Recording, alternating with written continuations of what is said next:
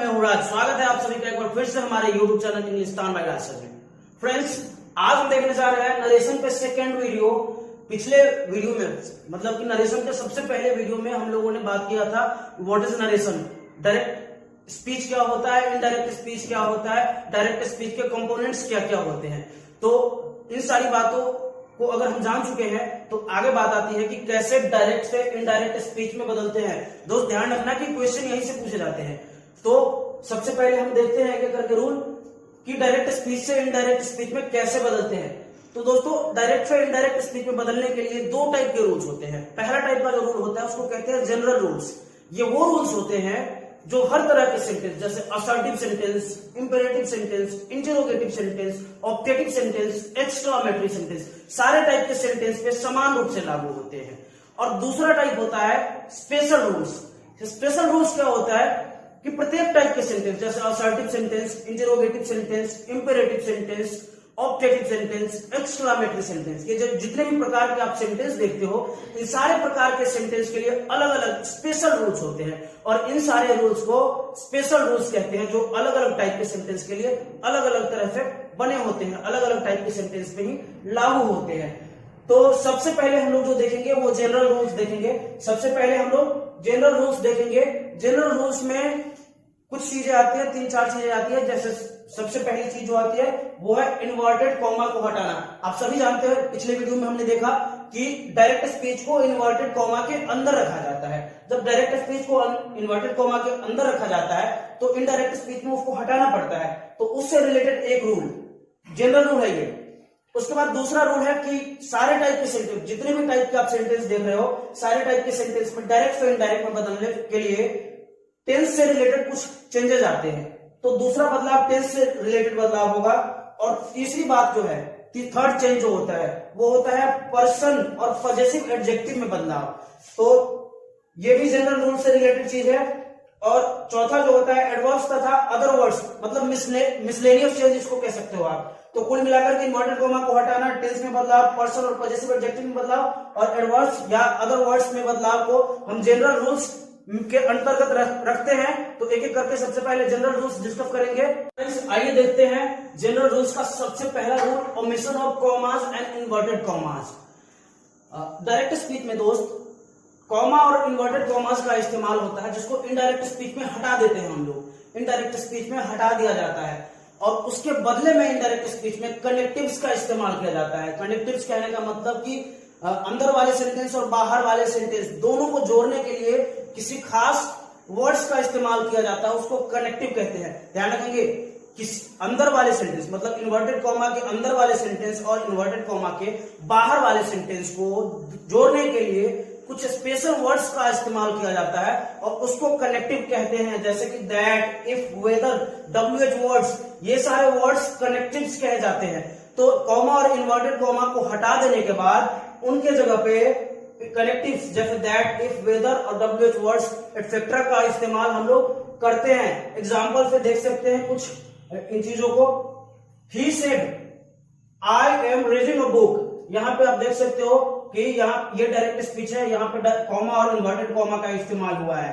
तो सबसे पहला काम हम यही सीखने जा रहे हैं कि कॉमा और इन्वर्टेड कॉमा को कैसे हटाते हैं। तो यहाँ पे देखिए दूसरा इसका इनडायरेक्ट हमने कन्वर्ट किया है, ही सेड, और देखिए यहाँ पे कॉमा इन्वर्टेड कॉमा हमने हटा दिया है, उसके जगह पे इस्तेमाल किया है दैट का। He was reading a book. फिर नीचे का सेंटेंस देखते हैं, शी सेड टू मी। देखिए यहाँ पे कॉमा और इन्वर्टेड कॉमा का इस्तेमाल किया गया है, are you Raj, are you Raj, और इन्वर्टेड कॉमा बंद कर दिया गया है। फिर जब इनडायरेक्ट में हम बदलते हैं तो इसमें क्या करते हैं कि कॉमा और इन्वर्टेड कॉमा को हटाया है हमने, और देख सकते हो आप कि यहाँ पे एक नया वर्ड हमने लिया है जो इधर वाले और इधर वाले दोनों को जोड़ रहा है। तो क्या यहाँ पे शी आस्क्ड मी और कॉमा इन्वर्टेड कॉमा को हटाया और उसके जगह पे हमने इफ का इस्तेमाल किया, इफ आई वॉज राज। तो इस तरीके से कॉमा और इन्वर्टेड कॉमा को हटा करके और उसके स्थान पे कनेक्टिव्स का इस्तेमाल कर। सो गाइस, अब देखते हैं कि पर्सन में कैसे बदलाव आता है जब डायरेक्ट से इनडायरेक्ट स्पीच में कन्वर्ट करते हैं। तो पर्सन में कैसे बदलाव आता है उसके तरफ बढ़ते हैं। तो ध्यान रखना, 3 रूल्स है हमारे पास। पहला फर्स्ट पर्सन से रिलेटेड, दूसरा सेकेंड पर्सन से रिलेटेड और तीसरा थर्ड पर्सन से रिलेटेड। फर्स्ट पर्सन, सबसे पहले जानते हैं कि फर्स्ट पर्सन होता क्या है।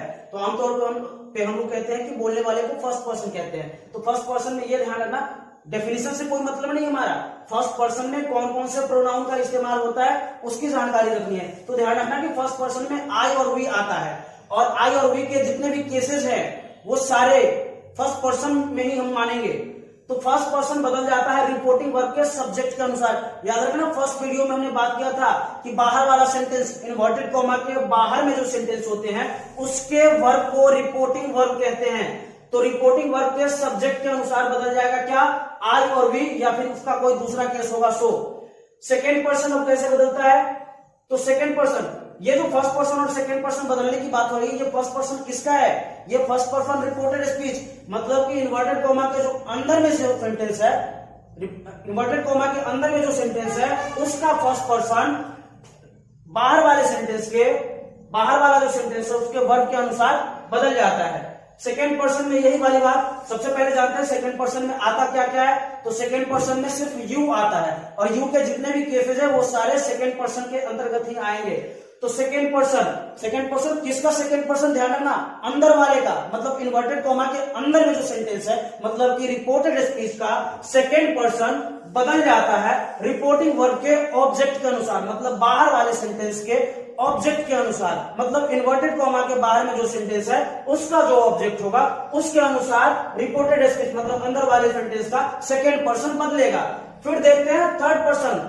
थर्ड पर्सन बोले तो अंदर वाले सेंटेंस का थर्ड पर्सन, मतलब कि रिपोर्टेड स्पीच का थर्ड पर्सन में कोई बदलाव नहीं आता। रिपोर्टेड स्पीच में जो थर्ड पर्सन होता है उसमें कोई बदलाव नहीं आता। थर्ड पर्सन आई, वी और यू को छोड़ करके जितने भी सब्जेक्ट आप इस्तेमाल करते हो, जितने भी टाइप के प्रोनाउन या फिर नाउन्स सब्जेक्ट के तौर पे इस्तेमाल होते हैं, ये सारे के सारे थर्ड पर्सन के अंदर में आते हैं। तो ध्यान रखेंगे, थर्ड पर्सन में कोई बदलाव नहीं आता। इन रूल्स को याद रखने के लिए एक छोटा सा ट्रिक है हमारे पास, 1 2 3 सन, 1 2 3 सन, 1 2 3, 1 के सामने एस, 2 के सामने ओ, 3 के सामने एन, मतलब कि फर्स्ट पर्सन सब्जेक्ट के अनुसार चेंज होता है, सेकेंड पर्सन ऑब्जेक्ट के अनुसार, third person no change, third person में कोई बदलाव नहीं।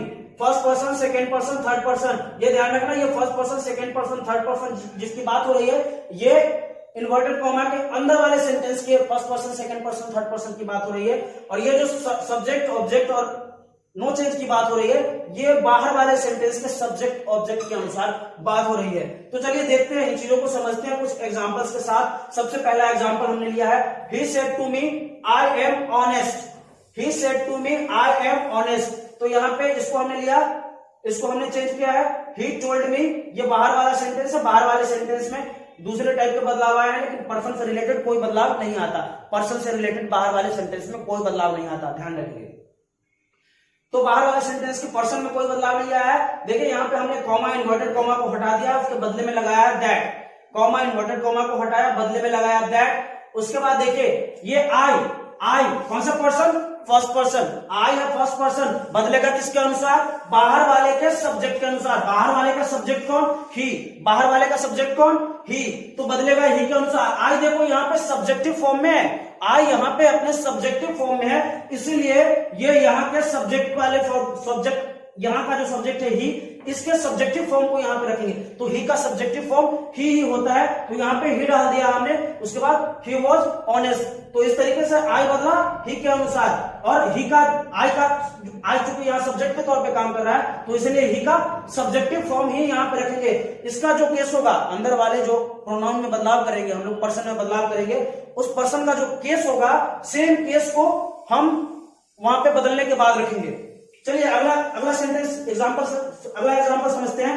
अगला एग्जांपल हमने लिया है, Rohan said to me you are not a good person, Rohan said to me you are not a good person. देखिए इसको हमने इनडायरेक्ट में बदला है, रोहन, यहाँ पे देखिए सब्जेक्ट ऑब्जेक्ट में, बाहर वाले के सब्जेक्ट ऑब्जेक्ट में कोई बदलाव नहीं होता, तो हमने नहीं किया बाहर वाले में किसी तरीके का बदलाव। यहाँ पे हमने लिखा रोहन टोल्ड मी, देखिए यहाँ पे कॉमा, इन्वर्टेड कॉमा हटाया, उसके बदले में कनेक्टिव लगाया दैट। उसके बाद क्या है, ये देखिए यू यहाँ पे सेकेंड पर्सन है, यू यहाँ पे सेकेंड पर्सन है, और रूल्स में हमने पढ़ा कि सेकेंड पर्सन मतलब कि अंदर वाले का सेकेंड पर्सन बदल जाता है बाहर वाले के ऑब्जेक्ट के अनुसार। बाहर वाले का ऑब्जेक्ट कौन, मी, बाहर वाले का ऑब्जेक्ट कौन, मी। और आप यहाँ पे देख सकते हो कि यू जो है यहाँ पे सब्जेक्ट के तौर पे काम कर रहा है। किसके तौर पे काम कर रहा है? सब्जेक्ट के तौर पे काम कर रहा है। और यू जब यहाँ पे सब्जेक्ट के तौर पे काम कर रहा है और मी के अनुसार मतलब कि बाहर वाले के ऑब्जेक्ट के अनुसार बदलेगा, तो सब्जेक्ट के जगह पे ऑब्जेक्टिव फॉर्म का इस्तेमाल कभी नहीं कर सकते। सब्जेक्ट के जगह पे हमको उसके सब्जेक्टिव फॉर्म का इस्तेमाल करना पड़ेगा। तो मी का सब्जेक्टिव फॉर्म क्या होता है? मी का सब्जेक्टिव फॉर्म होता है आई। मी का सब्जेक्टिव फॉर्म होता है आई, ध्यान रखेंगे। तो मी का सब्जेक्टिव फॉर्म हमने इस्तेमाल किया आई, तो यू बदला मी के अनुसार और मी का सब्जेक्टिव फॉर्म का इस्तेमाल किया हमने, चूंकि यू यहाँ पे सब्जेक्ट के तौर पे काम कर रहा है। I was not a good person.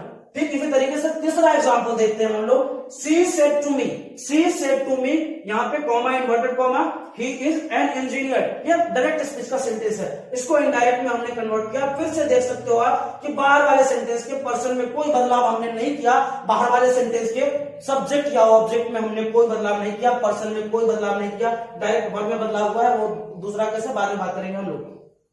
तो इसको लिखा हमने सी टोल्ड मी, फिर से कॉमा इन्वर्टेड कॉमा हटाया, बदले में कनेक्टिव लगाया, कॉमा इन्वर्टेड कॉमा हटाया, बदले में कनेक्टिव लगाया, दैट लगाया। उसके बाद क्या है? ही। ये देखो आप, ही आई है नहीं है, वी है नहीं है, यू है नहीं है, मतलब ये जो है थर्ड पर्सन है, तो ही थर्ड पर्सन है। थर्ड पर्सन में कोई बदलाव नहीं होता, थर्ड पर्सन में कोई बदलाव नहीं होता, तो ही को वैसे ही छोड़ देंगे, जिस पर्सन में है उसी पर्सन में उसको छोड़ देंगे। He was an engineer. इस तरीके से आप देख सकते हो कि फर्स्ट पर्सन से बाहर वाले मतलब कि रिपोर्टिंग वर्ब के सब्जेक्ट के अनुसार बदलता है, सेकंड पर्सन रिपोर्टिंग वर्ब के ऑब्जेक्ट के अनुसार बदलता है, और थर्ड पर्सन में कोई बदलाव नहीं होता है। एक स्पेशल केस है दोस्त, है दोस्त, उसके दोस्त कई बार केस क्या होता है, कुछ स्पेशल केस आता है। क्या होता है कि हमने पढ़ा कि फर्स्ट पर्सन रिपोर्टेड स्पीच का फर्स्ट पर्सन बदलता है रिपोर्टिंग वर्ब के सब्जेक्ट के अनुसार, सेकंड पर्सन बदलता है रिपोर्टिंग वर्ब के ऑब्जेक्ट के अनुसार, और थर्ड पर्सन में कोई बदलाव नहीं होता है। लेकिन कई बार क्या होता है कि रिपोर्टिंग वर्ब के पास कोई ऑब्जेक्ट ही नहीं होता, रिपोर्टिंग वर्ब के पास कोई ऑब्जेक्ट ही नहीं होता, और रिपोर्टेड स्पीच में सेकंड पर्सन आ जाता है। रिपोर्टिंग वर्ब के पास कोई ऑब्जेक्ट ही नहीं होता और रिपोर्टेड स्पीच के अंदर में सेकेंड पर्सन आ जाता है। वैसे कंडीशन में सेकेंड पर्सन को बदलेंगे किसके अनुसार? ये बहुत बड़ा कंफ्यूजन क्रिएट हो जाता है दोस्त। अभी समझ लोगे तो समझ में आएगा, अदरवाइज बहुत कम ही किताबें इस बात को लिखती है, या फिर बहुत ही कम वीडियोस में ये बातें आपको जानने को मिलेगी, इसलिए अभी ध्यान से समझ लेना। तो क्या होता है कि जब आपके पास रिपोर्टिंग वर्ब में ऑब्जेक्ट नहीं रहे, जब आपके पास रिपोर्टिंग वर्ब में ऑब्जेक्ट नहीं रहे और रिपोर्टेड स्पीच में सेकंड पर्सन आ जाए, तो नियम ये कहता है कि जो भी सुटेबल आप अपने हिसाब से जो सुटेबल लगता है आपको, उसको इनडायरेक्ट स्पीच में ऑब्जेक्ट के तौर पे रख सकते हो और उसके अनुसार यू को या फिर सेकंड पर्सन को बदल सकते हो उसके अनुसार। लेकिन मेरा सुझाव ये है आप लोगों को, मैं रिकमेंड करूंगा कि आप ऑब्जेक्ट के तौर पे मी का इस्तेमाल करें, मी को मान ले, क्योंकि ज्यादातर केस में मी ही सबसे ज्यादा सुटेबल होता है, मैक्सिमम केसेस में मी सबसे ज्यादा सुटेबल होता है। और इसीलिए जब आपको डायरेक्ट स्पीच के रिपोर्टिंग वर्ब के पास कोई ऑब्जेक्ट नहीं रहे और रिपोर्टेड स्पीच में सेकंड पर्सन आ जाए, तो आप ऑब्जेक्ट के तौर पे ज्यादातर कोशिश करना कि मी ले, मतलब आप चाहो तो दूसरा भी ले सकते हो, लेकिन ज्यादातर कोशिश करना मी ले और उसी मी के अनुसार आगे सेकंड पर्सन को कन्वर्ट कर देना है। तो एग्जांपल के साथ देखते हैं, कुछ एग्जांपल्स हमने लिए हैं। सबसे पहला एग्जांपल हमने लिया है सी सेड, यहाँ पे देख सकते हो सी सेड, सेड के पास कोई ऑब्जेक्ट नहीं, क्या है, सेड के पास कोई ऑब्जेक्ट नहीं, अंदर में एक सेंटेंस है you play cricket, you play cricket. यहाँ पे हमने चेंज किया है सी टोल्ड, यहाँ पे देखो हमने खुद से अपने मर्जी से, चूंकि यहाँ पे सेकेंड पर्सन है, इसको बदलने के लिए ऑब्जेक्ट चाहिए, रिपोर्टिंग वर्ब के पास है नहीं हमारे पास, क्या किया हमने खुद से माना। वैसे चाहो तो मी के अलावा कुछ और भी लगा सकते हो नियमता, लेकिन मी स्ट्रांगली रिकमेंडेड है, सबसे ज्यादा केसेस में सुटेबल मी होता है, इसलिए मैक्सिमम टाइम आप मी का ही इस्तेमाल करना। सी टोल्ड मी हमने खुद से उठाया है। उसके बाद क्या हुआ, कॉमा इनवर्टेड कॉमा को हमने हटाया, बदले में कनेक्टिव लगाया दैट। उसके बाद क्या किया, यू है सेकंड पर्सन, सारा मामला यहीं पे अटक रहा था, इसी को बदलने के लिए हमने मी का इस्तेमाल किया था। तो क्या है, अब यू को बदलेंगे किसके अनुसार, मी के अनुसार। यू यहाँ पे क्या है, सब्जेक्ट है यू यहाँ पे, तो यहाँ पे मी ऑब्जेक्ट है, मी का ऑब्जेक्टिव फॉर्म इस्तेमाल नहीं कर सकते यहाँ पे, क्योंकि यू यहाँ पे सब्जेक्ट था। मी का सब्जेक्टिव फॉर्म इस्तेमाल करेंगे, मी का सब्जेक्टिव फॉर्म होता है आई, मी का सब्जेक्टिव फॉर्म होता है आई, तो यहाँ पे मी के अनुसार यू को बदल करके यहाँ पे आई का इस्तेमाल करेंगे। She told me that I played cricket. दूसरा एग्जांपल देखते हैं, Katrina said I hate you. Katrina said I hate you. यहाँ पे आप देख सकते हो फिर से यहाँ पे सेकेंड पर्सन का इस्तेमाल हुआ है, लेकिन यहाँ पे कोई ऑब्जेक्ट नहीं, रिपोर्टिंग वर्ब के पास कोई ऑब्जेक्ट नहीं और रिपोर्टेड स्पीच में सेकंड पर्सन आ गया। भैया बदलना तो ऑब्जेक्ट के अनुसार है, ऑब्जेक्ट है ही नहीं हमारे पास, क्या करेंगे, ऑब्जेक्ट फिर से हम अपने मर्जी से उठाएंगे। और मैं रिकमेंड क्या कर रहा हूं कि ज्यादातर केसेस में मी सबसे ज्यादा सुटेबल होता है, इसलिए बिना सोचे समझे मी को उठा लो। तो कटरीना टोल्ड मी हमने उठा लिया, कॉमा इन्वर्टेड कॉमा हटाया, बदले में कनेक्टिव लगाया। आई क्या है, फर्स्ट पर्सन है, फर्स्ट पर्सन बदलेगा सब्जेक्ट के अनुसार। सब्जेक्ट कौन, कटरीना, सब्जेक्ट कटरीना। कटरीना के लिए जो प्रोनाउन इस्तेमाल होगा वो सी होगा। ध्यान रखना, अगर सब्जेक्ट के तौर पे कोई नाउन आए, रिपोर्टिंग वर्ब का सब्जेक्ट कोई नाउन आए और उसके अनुसार रिपोर्टेड स्पीच के सब्जेक्ट में कोई बदलाव करना पड़े, तो उसके लिए नाम के बदले उसके लिए सुटेबल प्रोनाउन का इस्तेमाल करते हैं। तो कटरीना के लिए सुटेबल प्रोनाउन क्या, कटरीना बेसिकली जो हम लोग जानते हैं कटरीना लड़की का नाम है, तो उसके लिए क्या इस्तेमाल करेंगे, सी का इस्तेमाल करेंगे। आई का सब्जेक्टिव फॉर्म, आई यहाँ पे सब्जेक्ट के तौर पे है, कटरीना के अनुसार बदलेगा और कटरीना के लिए जो प्रोनाउन इस्तेमाल होगा वो सी होगा और सी का सब्जेक्टिव फॉर्म इस्तेमाल करेंगे क्योंकि आई यहाँ पे सब्जेक्ट के तौर पे है। तो she hated me, Katrina told me that she hated me. इस तरीके से पर्सन में बदलाव को हम लोग देखते हैं। पर्सन में नॉर्मल बदलाव के साथ साथ ये स्पेशल केस होता है और इस केस में अमूमन हम लोग फंसते हैं, अमूमन हम लोग गलती करते हैं, तो दोबारा गलती ना हो इसके लिए इसको क्लियर करना बहुत जरूरी था। कहीं आपके एग्जाम में ऐसा सेंटेंस ना पूछ दिया जाए, उसको क्लियर करने के लिए ये सेंटेंस समझना बहुत जरूरी था। तो दोस्तों इस वीडियो में हम इतना ही जानेंगे, आगे के रूल्स को हम लोग तीसरे वीडियो में कवर करेंगे क्योंकि वीडियो थोड़ा लंबा हो गया है और ज्यादा लंबा वीडियो ज्यादा पढ़ाई करने में तकलीफ दे देती है, इसीलिए हम लोग आगे के वीडियो में अगले रूल्स को बात करेंगे, चेंज ऑफ टेंस के बारे में बात करेंगे। इस वीडियो में इतना ही, तब तक के लिए नमस्कार।